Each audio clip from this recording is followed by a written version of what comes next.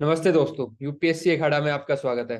आज हम पढ़ेंगे मिशन लाइफ के बारे में। काफी न्यूज में रहता है, तो आपको मैं बताऊंगा कि क्या मेंस के अंदर कीवर्ड्स हैं या क्या की सेंटेंसेस हैं जो आपको पता होना चाहिए, ताकि आप अगर मिशन लाइफ से कोई क्वेश्चन आता है या ऐसे आता है या और कोई सस्टेनेबल डेवलपमेंट क्लाइमेट चेंज से क्वेश्चन आता है, तो आप कैसे इसके जो कीवर्ड्स है या लाइन्स उनको यूज कर सकते हो। मिशन लाइफ का मतलब है लाइफस्टाइल फॉर एनवायरनमेंट। अब व्हाट इज मिशन लाइफ, है क्या ये? Mission life is an India led global mass movement. ये कीवर्ड्स पकड़ने हैं आपको। किसने स्टार्ट किया था? इंडिया ने किया था। और कैसा ग्लोबल मास मूवमेंट है? India led global mass movement to nudge. Nudge का मतलब होता है इन्फ्लुएंस करना या चेंज करना बिहेवियर, ठीक है। To nudge individual and community to action to protect and preserve the environment. तो उनको नज करना कि उनके बिहेवियर को इन्फ्लुएंस करना कि वो किस तरीके से कि प्रोटेक्ट और प्रिजर्व करे एनवायरमेंट को। तो ये है mission life. Again environment conservation से कि लोगों को नज करना, उनके बिहेवियर को नज करना कि वो प्रोटेक्ट और प्रिजर्व करे एनवायरनमेंट को। दो कीवर्ड आगे, India led global mass movement, protect and preserve the environment, ये कीवर्ड्स है। अब देखो, ये प्री के लिए इंपॉर्टेंट क्या है कि COP26 में इंडिया ने ये जो कॉन्सेप्ट है इसको प्रेजेंट किया था। किस लिए? आपका it's a mantra for the lifestyle for environment to combat the climate change. तो इंडिया ने कहा था अगर सब लोग ये लाइफस्टाइल जो अप्रोच है इसको फॉलो करेंगे तो कहीं ना कहीं क्लाइमेट चेंज को भी कॉम्बैट करने में हेल्प करेगा। ये तो कब कब किया था? प्री में क्वेश्चन ये आया था कि COP27 में दिया था, 25 में, जबकि दिया कब था? 26 के अंदर। ये याद रखना है आपको। COP26 में UNFCCC की जो COP26 थी, ग्लासगो में हुई थी, जो वहां पे इंडिया ने ये प्रेजेंट किया था। And India is the first country to include life in its NDC। ये भी इंपॉर्टेंट लाइन है, ठीक है। जो नेशनली डिटरमाइंड कॉन्ट्रीब्यूशन है उसके अंदर लाइफ अप्रोच को फर्स्ट टाइम इंडिया ने इंक्लूड किया था। अब why mission life is crucial for the world? अब क्यों कर रहे हैं? ऑब्वियसली आपको पता है एनवायरमेंट डिग्रेड हो रहा है, क्लाइमेट चेंज हो रहा है, इसीलिए हम क्या कर रहे हैं? लाइफस्टाइल अप्रोच लेके आ रहे हैं। एनवायरमेंट डिग्रेडेशन, क्लाइमेट चेंज, इससे इंपैक्ट हो रहा है इकोसिस्टम से, पॉपुलेशन पे। साथ साथ ही वाटर की स्कैरसिटी हो रही है, ड्रॉट्स आ रहे हैं ड्यू टू 2 डिग्री वार्मिंग।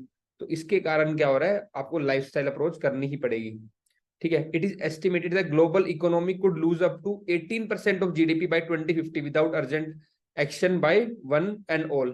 अब देखो, कोई भी एनवायरनमेंट का क्वेश्चन है ना, तो उसमें कहीं ना कहीं आप ये इकोनॉमिक्स डाल सकते हो कि इतना GDP को लॉस हो जाएगा।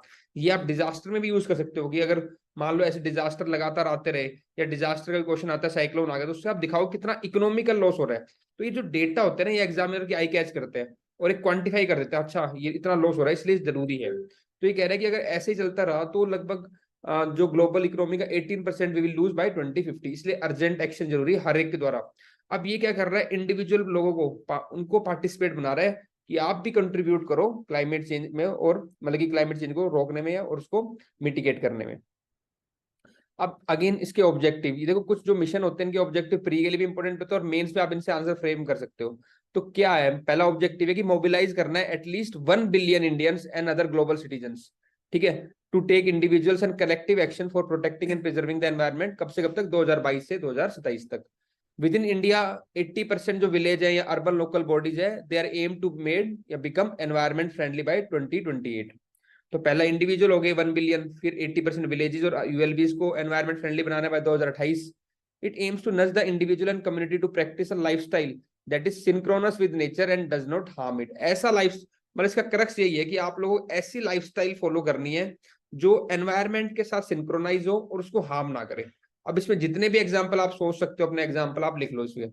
Those who practice such a lifestyle, उनको क्या कहेंगे? Pro planet people. ये एक कीवर्ड आ गया कि ऐसे लोग जो एनवायरमेंट फ्रेंडली लाइफस्टाइल कर रहे हैं प्रैक्टिस, उनको बोलते हैं प्रो प्लेनेट पीपल। अब ये देखो, मिशन जो लाइफ है इसकी 3 कोर शिफ्ट है। अब कैसे हम मिशन लाइफ को कर सकते हैं सबके लाइफ में, है ना? तो 3 बात पे आपको ध्यान रखना है। पहले तो डिमांड साइड, कि लोगों का बिहेवियर ही मतलब ऐसा, उनमें ऐसी आदतें बन जाए या उनका बिहेवियर को नज करो कि वो डिमांड ही ऐसे करेंगे हमें एनवायरमेंट फ्रेंडली ही काम करना है या हम वेस्टेज कम करेंगे, तो उनके बिहेवियर को नज करें पहला तो डिमांड को। फिर सप्लाई ऐसी करो इंडस्ट्रीज में या फिर मार्केट में, ये हो कि जो भी एनवायरमेंट फ्रेंडली चीजें हैं वो सप्लाई हो। धीरे धीरे ओवर द टाइम होगा, पहले तो लोग डिमांड ही करेंगे, फिर सप्लाई चेंज होगी, फिर फाइनली जो थर्ड फेज आएगा उसके अंदर पॉलिसी लेवल पे कि there is a shift in large scale industry and government policies that can support both sustainable consumption and production. तो पॉलिसी लेवल पे ऐसा लेके आना पड़ेगा कि सस्टेनेबल कंजप्शन भी हो और प्रोडक्शन भी हो।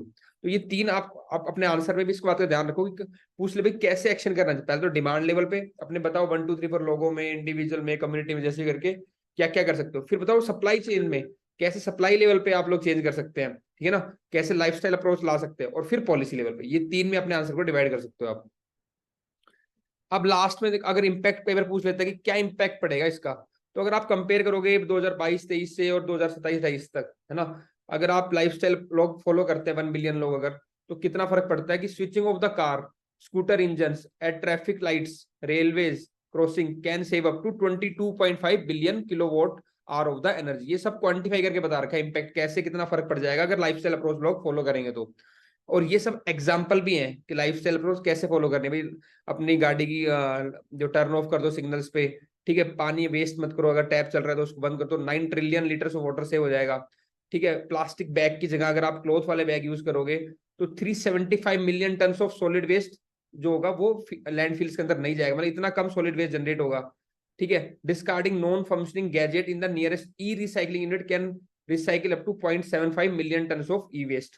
ई वेस्ट में भी आपका ज्यादा रिसाइकिल होएगा।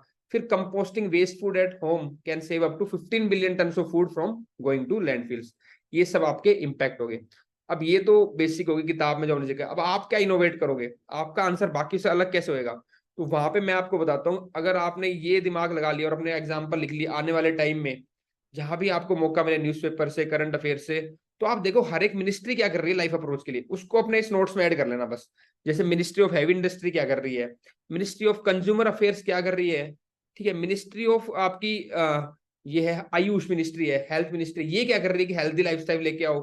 ठीक है, मिनिस्ट्री ऑफ इंफॉर्मेशन ब्रॉडकास्टिंग क्या कर रही है, अवेयरनेस फैला रही है। मिनिस्ट्री ऑफ एजुकेशन क्या कर रही है, बच्चों को वो सिखा रही है चीजें, है ना। तो इस तरीके से अगर हैवी इंडस्ट्री देख लो, मिनिस्ट्री ऑफ ऑटोमोबाइल देख लो, सिविल एविएशन देख लो, है ना। हालांकि इन मिनिस्ट्री का इतना ज्यादा, क्योंकि मेन तो होगा इंडिविजुअल को इन्फ्लुएंस करना है, तो मेनली जो ह्यूमन रिलेटेड मिनिस्ट्री होगी ना उनको ज्यादा डालना आप। जैसे मिनिस्ट्री ऑफ हेल्थ को डाल सकते हो, एजुकेशन को, कंज्यूमर अफेयर्स को, मिनिस्ट्री ऑफ फाइनेंस को भी डाल सकते हो कि फंड में और इसमें, है ना, इन्फॉर्मेशन ब्रॉडकास्टिंग। तो मेन तो इंडिविजुअल के बिहेवियर को नच करना है। फिर बाद में आएगा आपका जो बताया ना डिमांड लेवल, सप्लाई लेवल, फिर मिनिस्ट्री ऑफ हैवी इंडस्ट्री उनपे की वो इलेक्ट्रिकल व्हीकल्स को ज्यादा प्रमोट कर रहे हैं हम, ठीक है, वेस्टेज को कम कर रहे हैं, सर्कुलर इकोनॉमी पे फोकस कर रहे हैं। तो ये अगेन फिर थर्ड जो लेवल आएगा पॉलिसी लेवल पे। तो इस तरीके से आप डिफरेंट मिनिस्ट्री वाइज भी आप इसको डील कर सकते हो। Thank you, all the best.